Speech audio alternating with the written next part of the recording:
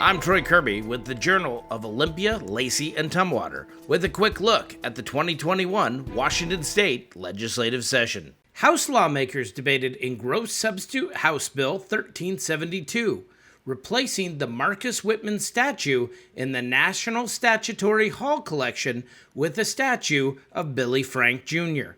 The bill passed the House 92-5, moving on to the Senate for consideration. Being able to return home our ancestor who stood in Washington, the National Statuary Hall for 70 years is really a time of honor and a time of opportunity.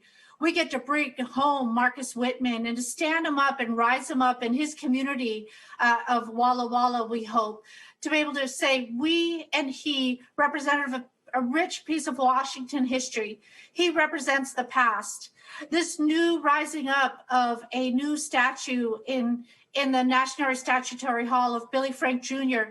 is an opportunity that reflects the new history.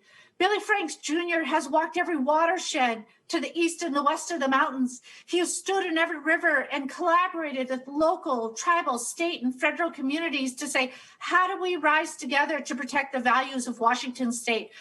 Madam Speaker, he didn't get bitter. He forgave everybody. He never gave up his struggle, and he moved on to expand it. But he was never bitter.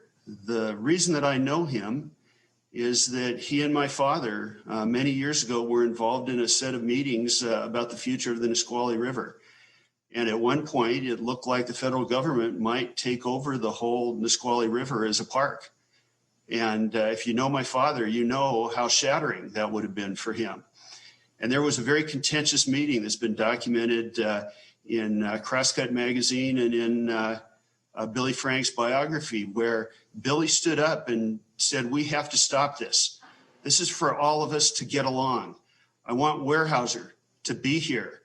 Thank you for watching the Daily Legislative Report by the Journal of Olympia, Lacey, and Tumwater, covering the 2021 legislative session.